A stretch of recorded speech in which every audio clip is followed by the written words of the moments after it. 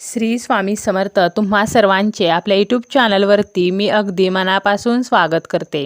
तुमच्या मनातील सर्व चांगल्या इच्छा स्वामी महाराज पूर्ण करोत हीच स्वामींच्या चरणी प्रार्थना करते आणि आजच्या व्हिडिओला सुरुवात करते। आजच्या व्हिडिओमध्ये आपण पाहणार आहोत ते म्हणजे कोजागिरी पौर्णिमेच्या दिवशी आपल्याला गोमातेला म्हणजेच गाईला एक वस्तू नक्की खायला द्यायची आहे।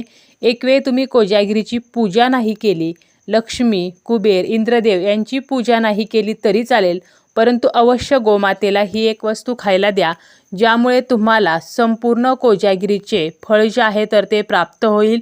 त्याचप्रमाणे आपले जे काही दारिद्र्य आहे तर ते नष्ट होईल, आपल्याला सुखाचे दिवस येतील। आता ही वस्तू कोणती, कशा प्रकारे खायला द्यायची आहे तर हे आपण पाहणारच आहोत। पण त्यापूर्वी तुम्ही जर चॅनलवरती नवीन असाल आणि पहिल्यांदाच माझे व्हिडिओ पाहत असाल तर चॅनलला सबस्क्राईब करा। व्हिडिओ माहितीपूर्ण वाटला तर व्हिडिओला लाईक करा। आपण अगोदर हे पाहूया ते म्हणजे कोजागिरी पौर्णिमा जी आहे तर यामागे काय आख्यायिका आहे। तर एकेकाळी बंगालच्या राज्यात एका महान सम्राटाने आपल्या कारागिरांना वचन दिले की जर कोणी त्यांची कला विकत घेतली नाही तर तो ती घेईल। एकदा कारागिराने बनवलेली अलक्ष्मीची मूर्ती विकली गेली नाही तर ती मूर्ती राजाने विकत घेतली आणि आपला शब्द पूर्ण केला। ती मूर्ती मंदिरात ठेवली। त्याचा परिणाम म्हणून लक्ष्मी आणि अलक्ष्मी एकत्र राहू शकल्या नाहीत आणि लक्ष्मी निघून गेली। राजाला आश्चर्य वाटले। त्याने इतर देवांची मदत मागितली। देवतांनी त्याच्या पत्नीला कोजागिरी पौर्णिमेच्या रात्री लक्ष्मीची पूजा आणि उपवास करण्यास सांगितले। त्यानुसार तिने ते केले आणि त्यानंतर अलक्ष्मीची मूर्ती विसर्जित झाली आणि संपत्तीची देवी लक्ष्मी राज्यात परत आली। तर या कोजागिरी पौर्णिमेच्या दिवशी लक्ष्मी पूजन म्हणजेच लक्ष्मी मातेची पूजा करण्याला अनन्यसाधारण महत्त्व आहे। परंतु एक वेळ आपण ही पूजा नाही केली तरी चालेल, परंतु 33 कोटी देवतांचे प्रतीक जिला आपण गोमाता म्हणतो तर हिला मात्र आपल्याला अवश्य एक वस्तू जी आहे तर ती खायला द्यायची आहे। हिंदू धर्मामध्ये गाईला खूप महत्त्व आहे। ज्या घरी गोमाता असते तर त्या घरातील वास्तुदोष हे आपोआप दूर होत असतात। ज्या घरी गाईची रोज पूजा होते तेथे 33 कोटी देवतांचे पूजन केल्याचे पुण्य मिळत असते आणि अशा घरावर नेहमीच 33 कोटी देवतांची कृपा राहते। जी व्यक्ती गाईची सेवा करते त्या व्यक्तीच्या जीवनातील सर्व दुःखे, अडचणी, कष्ट नष्ट होतात। गोमाता जी आहे तर ती कामधेनू आहे। ती आपल्या मनातील भावना समजून आपल्या इच्छा पूर्ण करत असते। शास्त्रामध्ये सुद्धा बघा गोदान म्हणजे गाय दान करणे हे अत्यंत शुभ मानलेले आहे। तर अशा या गाईला एक वस्तू खायला घालायची आहे। त्याचप्रमाणे तिच्या एका अंगाला आपल्याला स्पर्शसुद्धा करायचा आहे। गाय जी आहे तर ती दैवी आणि नैसर्गिक उपकाराची प्रतिनिधी आहे अशी सुद्धा मान्यता आहे आणि गोमाता ही विविध देवतांशी जोडली गेलेली आहे, जसं की शिव ज्यांचे वाहन नंदी आहे, त्यानंतर कृष्णाला सुद्धा गाय खूप प्रिय आहे, विष्णूंना गाय प्रिय आहे। यानंतर ज्या काही देवी आहेत तर त्यांच्यासुद्धा मातृत्वाच्या गुणधर्मामुळे गाय त्यांच्याशी जोडलेली आहे आणि इंद्र जे आहेत म्हणजे इंद्रदेव तर यांचा सुद्धा कामधेनूशी जवळचा संबंध आहे आणि कोजागिरी पौर्णिमेच्या दिवशी आपण इंद्रदेवांची सुद्धा पूजा करत असतो। गाय जी आहे तर ती वायुतत्वाचे प्रतीक आहे। ऋग्वेदाने गायीला अघन्या म्हटले आहे। त्याचप्रमाणे गाय ही अद्वितीय आहे असे यजुर्वेदामध्ये सांगितलेले आहे। तर अथर्ववेदामध्ये गायीला संपत्तीचे घर म्हटले आहे। आपण जर गायीची पूजा केली, गायीची सेवा केली तर आपल्या आयुष्यामध्ये वैभव, संपत्ती, ऐश्वर्य तर यामध्ये वाढ होते आणि दारिद्र्य, गरिबी जी आहे तर ती नष्ट होत असते।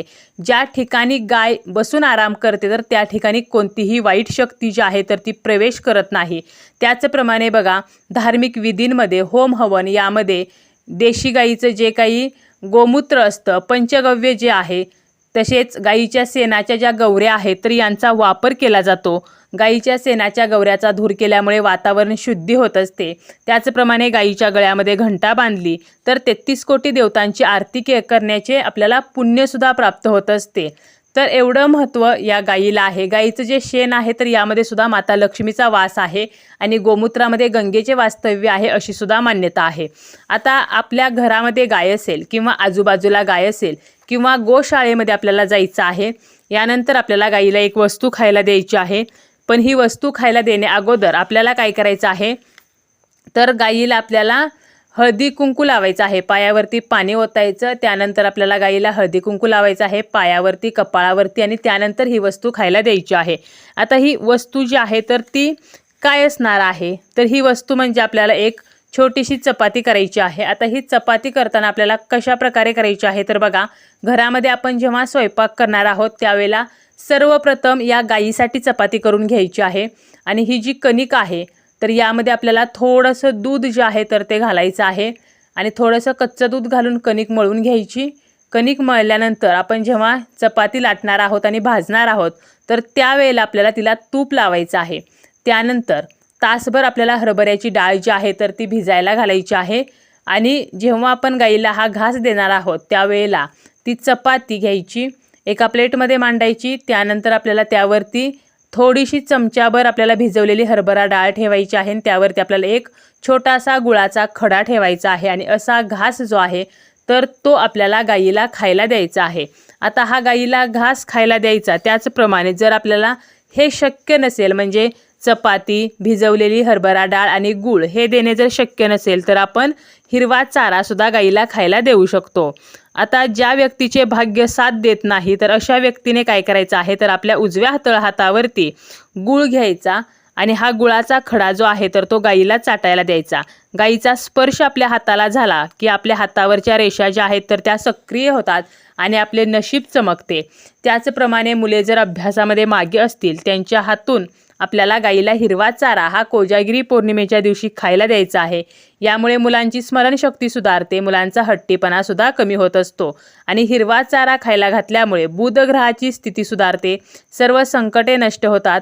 त्याचप्रमाणे जर आपली काही कामे रखडलेली असतील, बऱ्याच दिवसापासून काही कामे पूर्ण होत नसतील तर गाईला अवश्य आपल्याला पोळी खायला द्यायची आहे, म्हणजे चपाती जिला आपण तूप लावलेलं असेल तर अशी चपाती खायला द्यायची आहे। परंतु आपण म्हणतो ना पहिली पोळी गाईला, तर त्याप्रमाणे स्वयंपाक करताना पहिली पोळी आपल्याला गाईसाठी बनवायची आहे आणि दिवसभरामध्ये आपण हा उपाय कधीही करू शकतो। हा उपाय स्त्री पुरुष कोणीही करू शकतात। तर अशा प्रकारे आपल्याला गाईला हा घास जो आहे तर तो खायला द्यायचा आहे। यानंतर आपल्याला गाईच्या एका अंगाला स्पर्श सुद्धा करायचा आहे। गाईवरती सर्व नक्षत्रांचा प्रभाव पडतो। गाईच्या वरच्या पाठीच्या भागामध्ये सूर्यकेतू नाडी असते, त्यामुळे गाईच्या पाठीवरती बघा जो उंचवटा असतो तर या उंचवट्यावरून आपल्याला जेवढा फिरवता येईल तेवढा जास्तीत जास्त हात जो आहे तर तो फिरवायचा आहे। आता आपल्या घरची गाय असेल तर तुम्ही हे नक्कीच करू शकता, परंतु दुसऱ्याच्या गाईला करताना आपल्याला जपून करायचं आहे, काळजीपूर्वक या गोष्टी करायच्या आहेत। आपण जर या उंचवट्यावरून हात फिरवला तर आपल्या इच्छा ज्या आहेत तर त्या गोमाता पूर्ण करते, दारिद्र्य नष्ट होते, त्याचप्रमाणे सर्व आजारांचा नाश होतो आणि आपली आर्थिक परिस्थिती सुधारते। पैशासंबंधीच्या काही अडचणी असतील, समस्या असतील तर त्या नष्ट होत असतात। त्यामुळे अवश्य आपल्याला गाईच्या या अंगाला स्पर्श करायचा आहे। यानंतर आपली जी काही इच्छा आहे तर ती गाईच्या कानामध्ये सांगायची आहे आणि यानंतर ती इच्छा पूर्ण व्हावी म्हणून आपल्याला गाईला प्रार्थना करायची आहे। गाईला आपल्याला धूप दीपाने ओवाळायचं सुद्धा आहे। गाईला नमस्कार करून आपल्याला गोमातेचे आशीर्वाद जे आहेत तर ते सुद्धा घ्यायचे आहेत। तर अशा प्रकारे कोजागिरीचा जो दिवस आहे तर अत्यंत खास आणि अत्यंत शुभ मानला जातो। सर्व पौर्णिमांपैकी कोजागिरीची पौर्णिमा आहे तर तिला विशेष असे महत्त्व आहे, कारण या दिवशी चंद्र जो आहे तर तो पृथ्वीच्या अगदी जवळ असतो। 16 कलांनी असा परिपूर्ण चंद्र या दिवशी असतो, त्यामुळेच कोजागिरीचा हा योग जो आहे तर तो आपल्याला चुकवायचा नाही। आवर्जून गाईला घास जो आहे तर तो खायला द्यायचा आहे।